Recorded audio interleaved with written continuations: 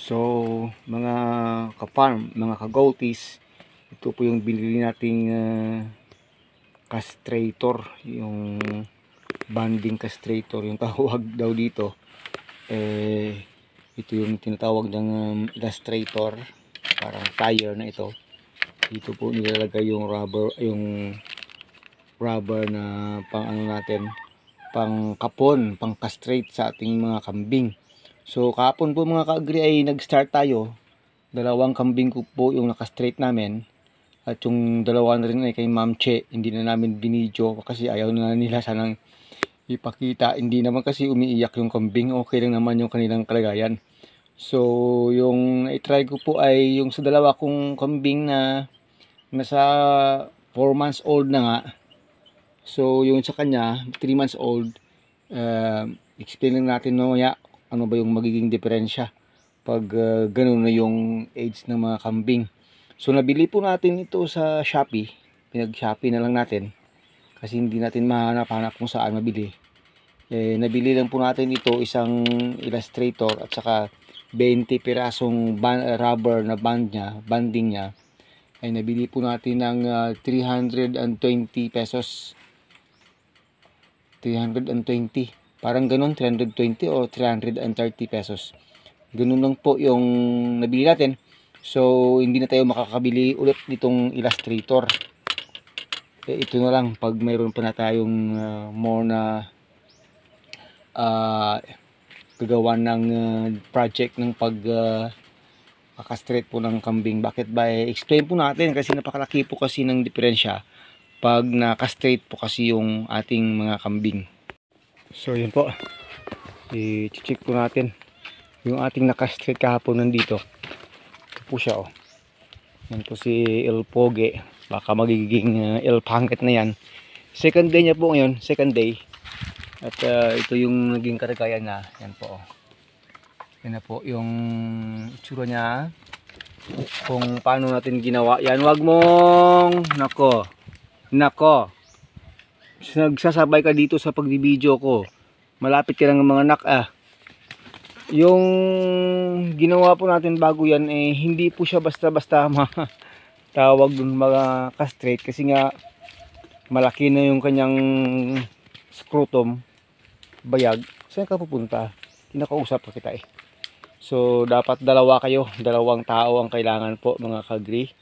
At bago natin ginawa yan ay nag-apply tayo ng alcohol diyan talaga sa lalagyan ng banding. Maamo ko naman Tapos dahan-dahan natin pinasok dun sa kanyang bayag, yung bang term, yung sa scrotum, dahil kasi nga malaki na siya at medyo hindi kasya. Pinilit na lang yan, pinilit. Siyempre pwede namang matawag dun, mabigyan ng ideya, inuna yung kabilang bayag, parang nagano lang sila, hindi sinabay, parang hindi sinabay yung nangyari. So syempre yung initial nilang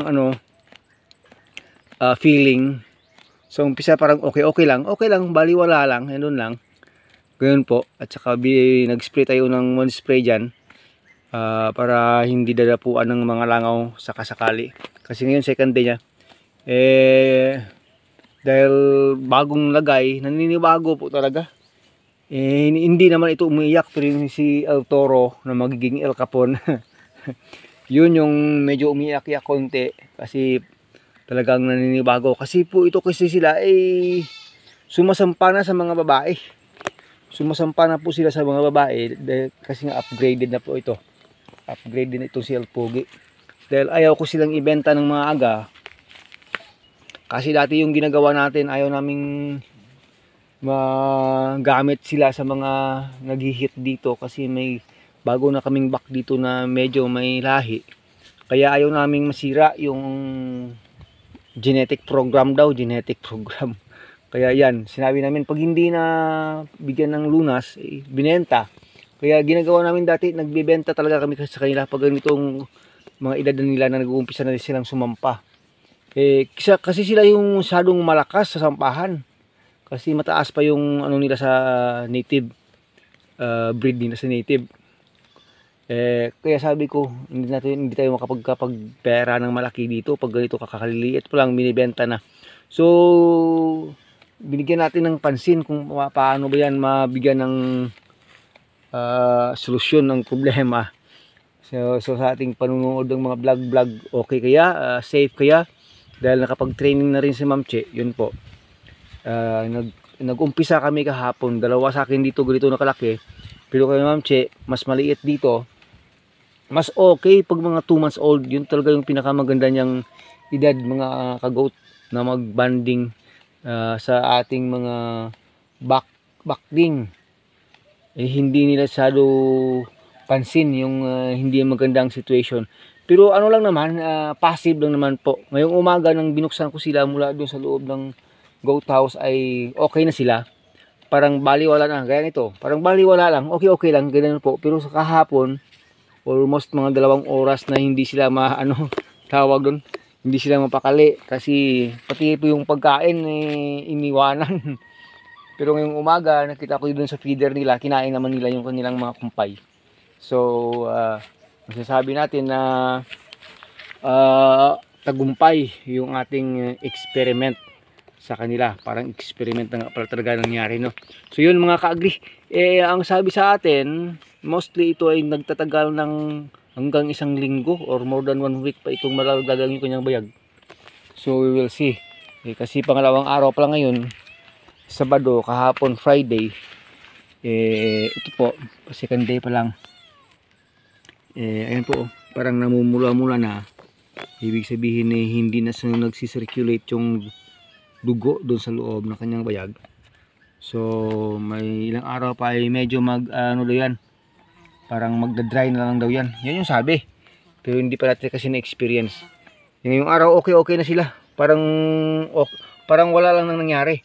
So masasabi natin tagumpay yung ating experiment po sa ating pagkakastraight ng ating mga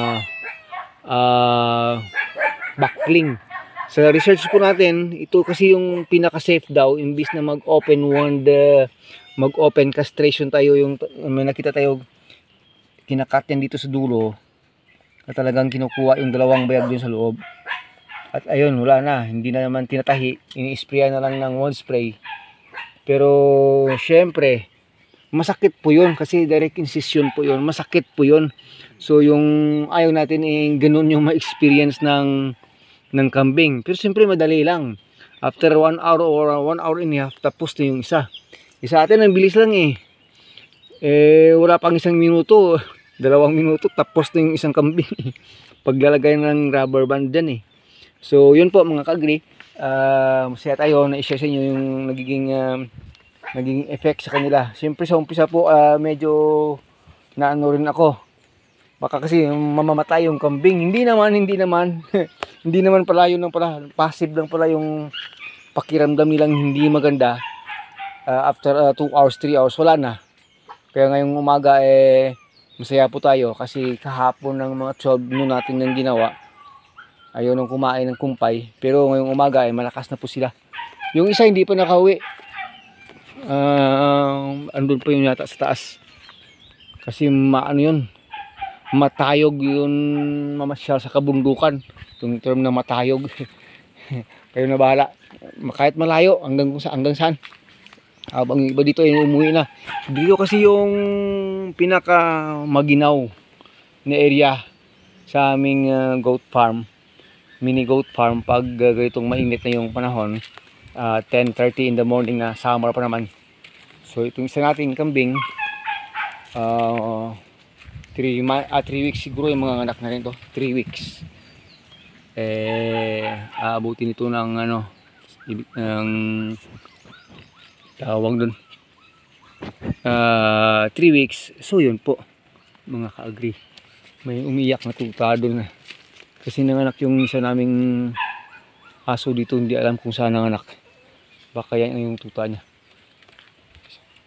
Ito si Abby, Shag, nasampahan mga 2 weeks. Iwan ko lang kung magiging maganda. Sana po magiging maganda yung magiging produce nito. Kasi malaki po siyang kambing. Hanggang dito na lang po, nag-share lang po tayo sa inyo. Ano ba yung nagiging